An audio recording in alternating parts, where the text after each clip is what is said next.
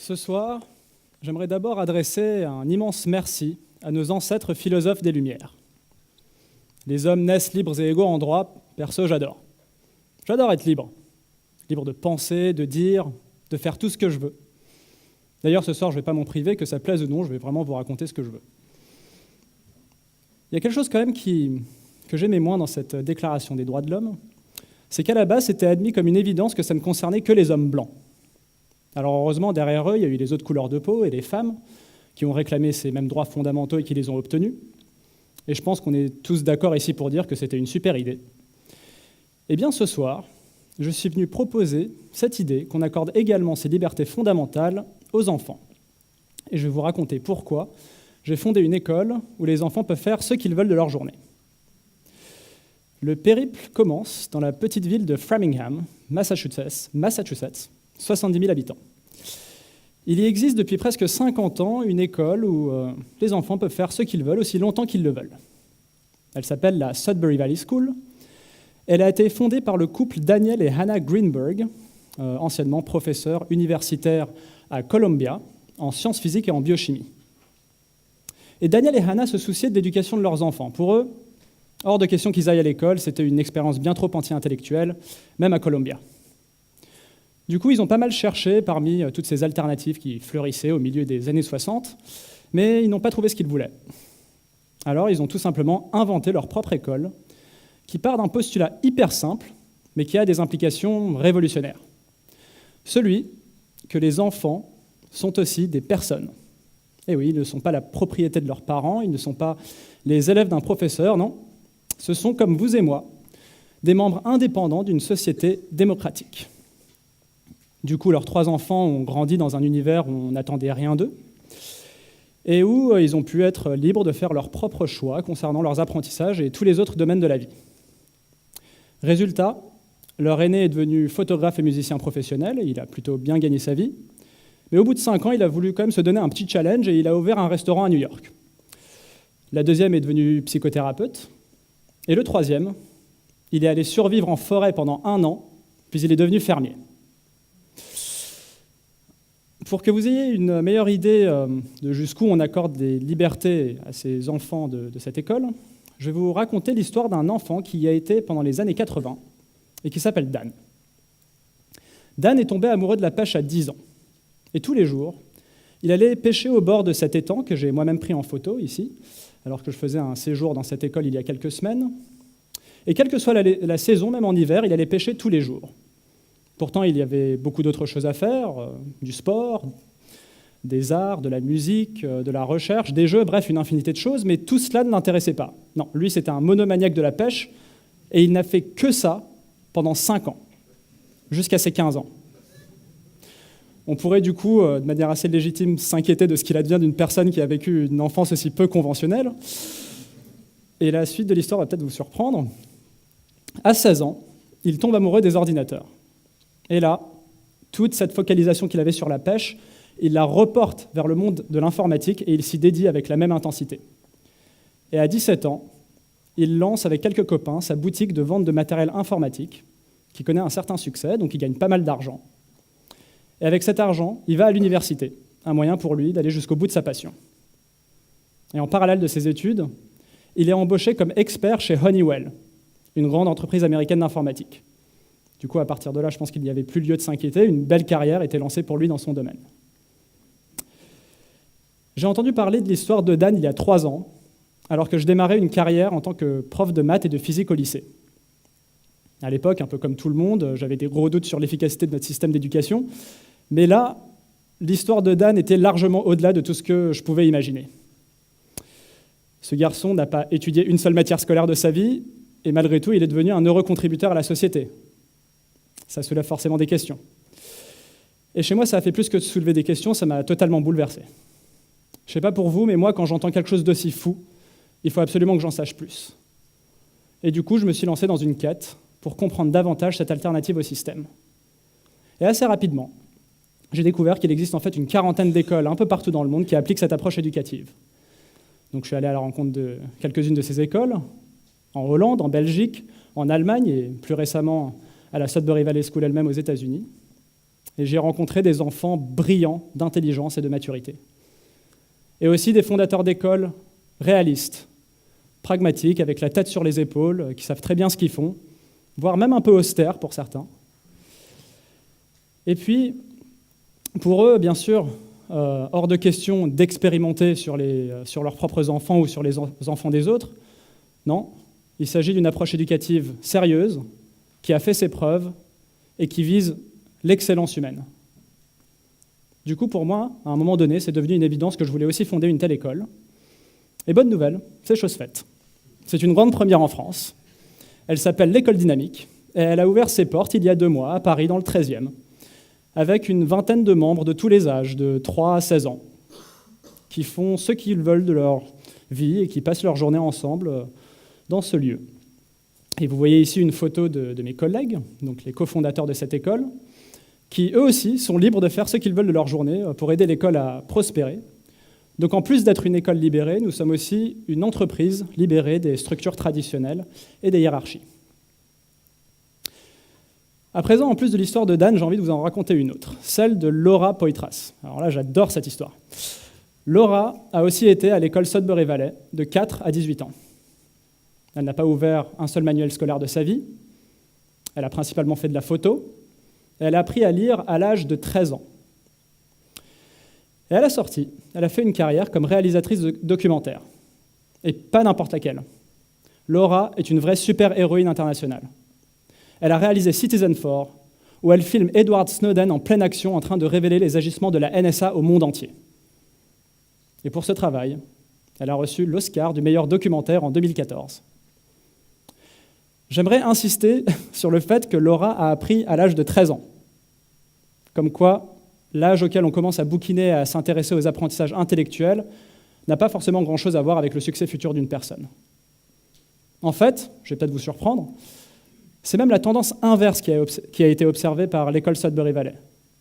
Les fondateurs de ces écoles, qui y travaillent toujours et que j'ai rencontrés, ont quand même 47 ans d'expérience à observer des jeunes personnes qui vivent sans contrainte. Et du coup, pas mal d'entre eux apprennent à lire tardivement, à l'âge de 10, 11, 12, voire 13 ans, comme Laura. Et ils ont remarqué, chez ces personnes, qu'ils ont tendance à davantage cheminer vers les carrières intellectuelles et académiques. De quoi remettre en cause certaines de nos croyances les plus profondes sur l'éducation. Bien sûr, toutes les personnes de ce type d'école apprennent à lire et à écrire. Sinon, elles auraient fermé boutique depuis bien longtemps. Quel parent serait assez fou pour mettre ses enfants dans une école où il ne serait pas sûr qu'ils apprennent à lire et à écrire? Et du coup, on me pose souvent la question, mais quelle est la méthode de ces écoles pour enseigner la lecture? Et je leur réponds que justement, l'approche consiste à s'abstenir d'enseigner la lecture. Et ça marche aussi bien que de s'abstenir d'enseigner la langue maternelle.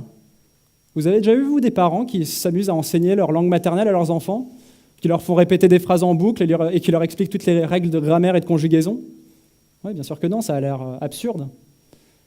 Les petits-enfants sentent bien que c'est indispensable pour eux d'apprendre leur langue et de s'exprimer de mieux en mieux, et c'est pour ça qu'ils s'entraînent en permanence avec leur entourage et qu'ils font des progrès visibles de jour en jour. Et bien, tout comme l'apprentissage naturel de la langue maternelle, l'apprentissage naturel de la lecture et de l'écriture se passe à travers une infinité d'interactions subtiles qui ont lieu avec leur environnement. Ils ont chacun leur méthode, on ne sait pas comment ils font exactement, personne ne saurait décortiquer un processus aussi rapide et complexe, mais le résultat reste le même, ils apprennent tous à lire et à écrire. Et maintenant, je vais également vous raconter pourquoi on s'abstient de leur enseigner les maths. La grande obsession, les maths. Et il y a pas mal d'observations qui vont dans ce sens, mais je vais vous raconter l'une d'entre elles qui m'a particulièrement marqué. Et c'est l'histoire d'une étude qui a été menée dans les années 30 par un recteur et chercheur américain du nom de Louis-Paul Bénézet.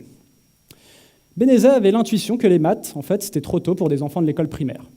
Et il sentait que si on ne leur enseignait pas les maths, ils arriveraient en 6e sans lacune irrattrapable. Du coup, pour tester cette folle hypothèse, il a demandé à quelques écoles primaires des quartiers pauvres de tout bonnement abandonner l'enseignement des maths.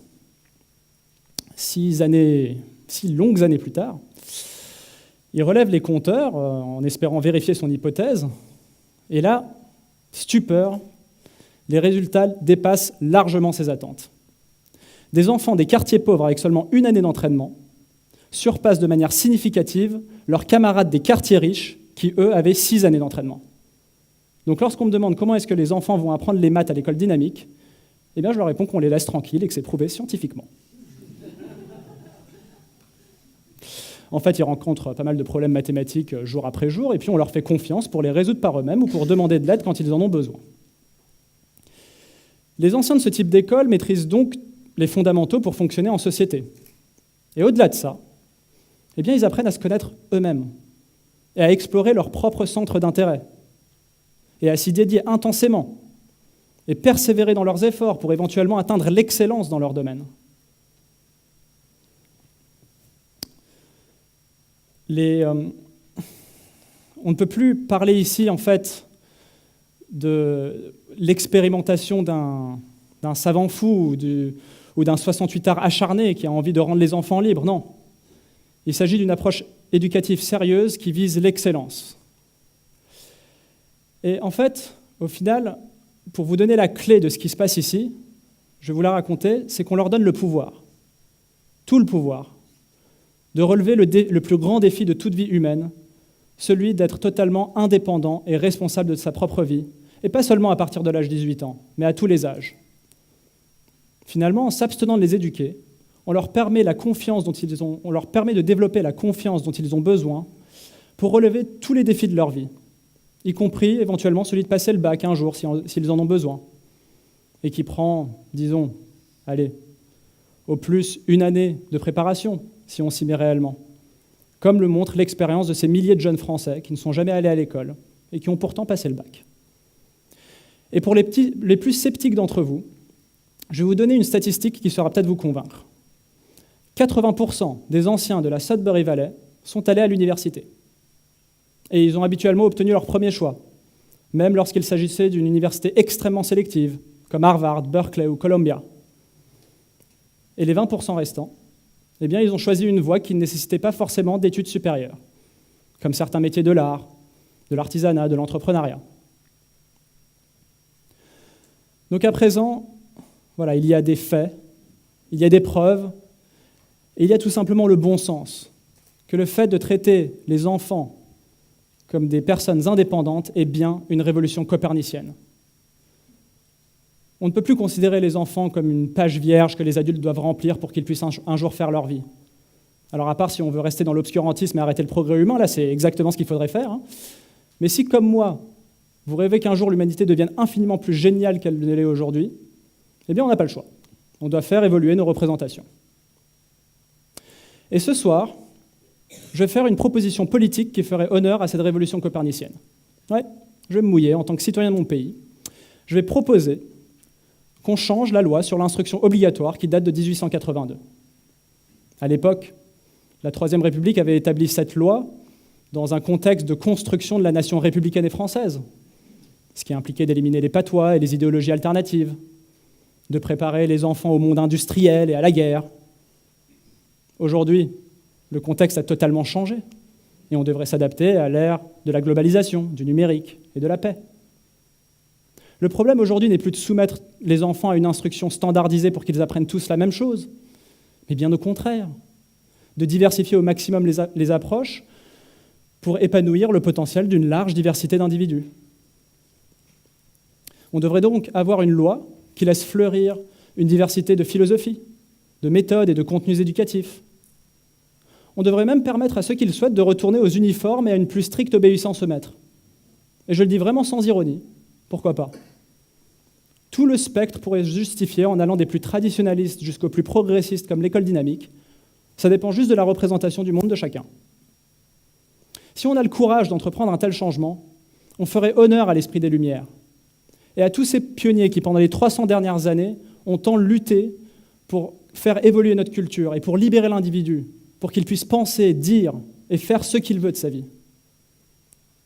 Ce soir, par amour pour la vie, par passion pour l'éducation et pour la culture, je propose qu'on remplace cette loi pour l'instruction obligatoire par une loi pour la liberté d'instruction.